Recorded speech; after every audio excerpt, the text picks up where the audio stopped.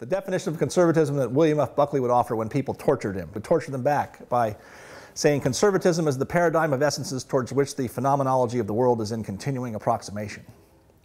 Okay. And in my paper I say that's actually not as ridiculous as it sounds, but it does need to be translated into plain English. Which is? Oh, what did I say? I don't quite remember now. No, what it is that conservatives believe in a transcendent moral order. There's a moral order to the universe. It's not obvious or self-evident. It's manifested through tradition, through trial and error, experience, not always susceptible of rational explanation or reconstruction. And that's what makes conservatives traditionalists. And what makes them resist a lot of the reformist energies of liberalism. Sometimes rightly so, sometimes not. I think that conservatism can be understood as a branch of liberalism. I mean, most conservatives say they're for individual liberty, so liberals say the same thing. But there are different understandings of what liberty means, and there are different understandings about what are the best policies to secure and advance liberty, and that's where the disagreements come out. But some of those disagreements really are rooted in some deep philosophical differences about human nature itself, about how equality should be understood, how far the principle of equality should be applied. And all of those things I think are worth arguing and discussing instead of just shouting about it at each other on cable news shows or on the internet. Some face-to-face conversation is worth having. I wrote the Washington Post article, "Is Conservatism Brain Dead?" for a couple of reasons. And by the way, my conclusion was the answer is no, conservatism is not brain dead, but it does have some serious problems.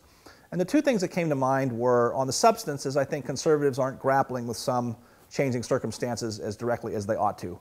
The environment's one of them. I think conservatives are incompetent on the subject for the most part, and there's some others. The economic situation, I think, is also a little hazy in a sort of conservative mind. The other one is a more, you might say, stylistic thing.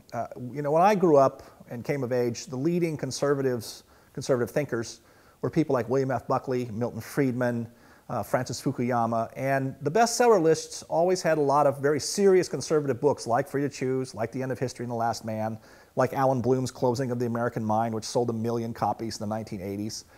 And today, the leading conservative figures are not Bill Buckley anymore, because he's dead, but it's Bill O'Reilly on Fox, or Sean Hannity on Fox. And they're very different people. They're much less intellectual, much less serious, I think. They're more populist. And then on the book list, the big conservative bestsellers these days are, sort of the Ann Coulter attack dog books. Now, they're often very funny, and they often make some good points, and there's a place for that kind of book in American political discourse. But the older kind of conservative intellectual books have disappeared off the reading lists or on the bestseller lists. And I'm wondering, why is that? Why has that happened? Why has conservatism become wholly populist and its intellectual tradition seems to be fraying a little bit or being left behind? That was the kind of question I was trying to bring up and get people to think about a bit.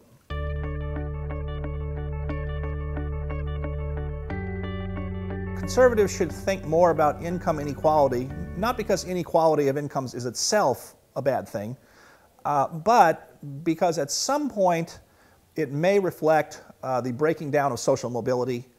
It may represent sort of a fraying apart of the social unity of the country.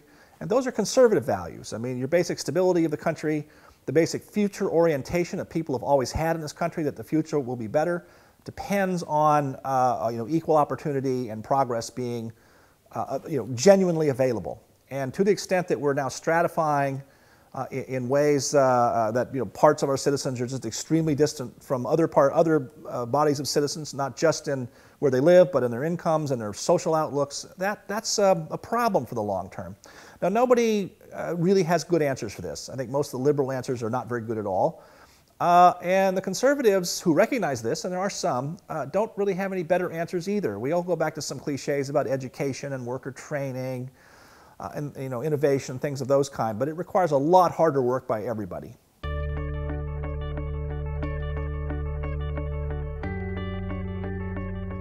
We ought to have a tax system that encourages high rates of economic growth. What liberals always want is they want redistribution and are less concerned with economic growth than they used to be. The conservatives have always been high rates of economic growth, or as John F. Kennedy put it, not a conservative, a rising tide lifts all boats. The problem in the last 20, 30 years, it's not clear the rising tide is lifting all boats, it's lifting the yachts, mostly. And it hasn't completely left the middle class and lower income behind entirely, but there's reason to think about that more seriously. I think conservatives will want to say, so first, a pro-growth tax system, which doesn't necessarily mean tax cuts. It should mean tax reform, and because not all taxes are created equal. They have different effects on economic performance. Secondly, a lot of conservatives, believe it or not, actually like some of the Scandinavian almost socialist policies of family allowances and a tax code that encourages family growth and family stability. So you might even see things like family allowances of certain kinds, certain things that allow mothers to stay at home if they want to, or fathers in this age of gender equality. That's fine too. Ideas like those need to be thought about more seriously. There's the guy who was actually most interesting about this, although you haven't seen it so far in his presidential campaign, is Tim Pawlenty. When he was governor of Minnesota, he used to say, we need to think more about Sam's Club Republicans than country club Republicans. So there are some people out there who are thinking along this way, but the solutions are not obvious or easy. I grew up in the Los Angeles area in the 60s and 70s with two things I like to say. Governor Ronald Reagan, who I loved, and really, really bad smog. I mean, so bad that on most summer afternoons I couldn't play outside without your lungs burning, right? That was a common experience for everybody. I didn't have asthma or anything. And over time I sort of studied air pollution in graduate school in the 80s, and that one thing led to another, and it led to an interest in a broad range of environmental issues because they're all sort of connected together. Along the way, it occurred to me that there's two things that conservatives and Republicans, they're not always the same thing, but the two things that Republicans and conservatives have been the most incompetent about the last generation have been race and civil rights matters and environmental issues, and for some similar reasons, oddly enough. But on the environment, what's happened is that there really isn't anybody who's for pollution and dirty air and killing species and cutting down forests. No common sense person is for those things. But your average conservative has an instinct that I generally agree with of disliking big government bureaucracy, regulations that are sometimes overreaching or counterproductive or too expensive. And also they're put off by the fact that a lot of the environment was adopted as a sort of mainstream of the left. So between wanting to oppose the left for old-fashioned political reasons and disliking government bureaucracies, a lot of conservatives commit the non sequitur of saying that environmental problems therefore must not be important or must be phony. Now it's true a lot of environmental problems are exaggerated, but they're not wrong. I mean, air pollution is real. The population bomb of Paul Ehrlich was not wrong, it was just vastly overestimated, and his solutions were stupid, in my opinion. But the point is, it's wrong to deny that those are real problems that are worthy of serious thought and a serious solution. So what I would say is to conservatives is, if you don't like the Environmental Protection Agency, or at least the one we've got, fine, but you have an obligation to think of some kind of alternative or superior way of getting the results that anyone says we ought to have. And that's where I think conservatives have completely abdicated thinking seriously about the matter. The Post-Partisan Power paper was a really interesting exercise because it was not something that was struck off quickly or easily. And it got a lot of press attention, and a lot of people have thought, oh, and even some other sort of left-leaning groups have called me up saying, I want to do something like that with you guys. And I say, no, you don't understand. This took us at least 1.5 years, closer to 2 years, really. And I like to say that along the way I learned several things. One is I learned the distinction between debate and argument. So I would sit down with Michael and Ted for a whole day, and other conservative friends of mine and other parties we'd invite into these discussions. And instead of debating and trying to win an argument in a point-scoring way, we'd say, here's what I don't agree with you about or don't understand.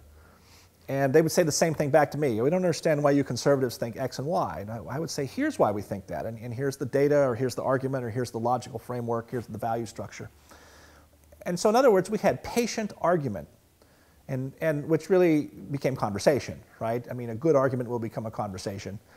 And step by step, I learned things from them. I think they learned a lot of things from me. And so the paper that was produced was not only a reflection, I think, of patient argument becoming serious conversation, but it also was not what you sometimes see, which is simply a lowest common denominator consensus. We didn't do horse trading and bargaining. I'll give you this if you give me that. There was none of that. It was, no, I agree or can at least go along with point 1, 2, 3, and 4. And I think that's actually right.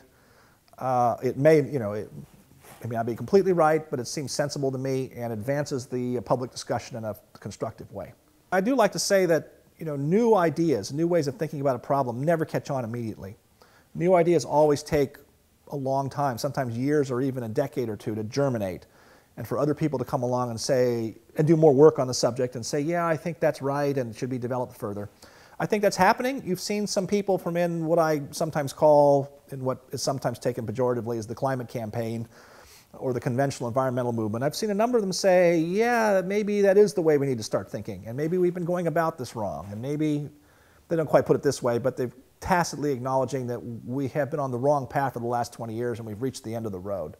Some people have thought of that now that cap and trade is dead in Congress and is likely to be for good, in my opinion, and that the international path does not look very promising either. So they're saying, yeah, we need to start over again somehow, and maybe these guys have something that we can work with. So I think there's a decent chance that future historians will look back on post-partisan power and the conversation that Michael and Ted have started and say that was a key turning point. And it's amazing, it's just these two young guys way out in Oakland, not in New York or Washington or London or at the UN. But that's how things happen sometimes.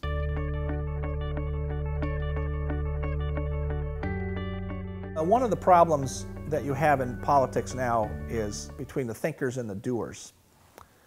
And this conference represents the thinkers. There's no organizers here, or political action committees or lobby groups. And the problem is, just a simple practical one, is the doers are connected to specific interests. So there may be liberal doers who, in the privacy of this room, would agree that, yeah, labor unions are a problem, they don't make sense. But their job is to defend labor unions, and they probably believe in it a little bit, and that's fine. And on the conservative side, you have people who are wedded to certain business interests, certain legal interests, and other things. And so it's one thing for us thinkers to say we ought to make a bargain. It's another thing to get the doers to give up their attachment to the interests they represent, and the interests they think are important to the party. We are asking people on both sides, in a certain sense, to practice unilateral disarmament for their electoral base. And that's a very hazardous thing to do, because the uncertainty there is huge. Because, by the way, if you make a grand bargain or compromise, the public may perceive that one party came out ahead, and the stakes are big because one party or the other might actually get the privilege of winning a series of elections and governing for a long time. And the political calculators are very worried about that kind of thing. So that's difficult.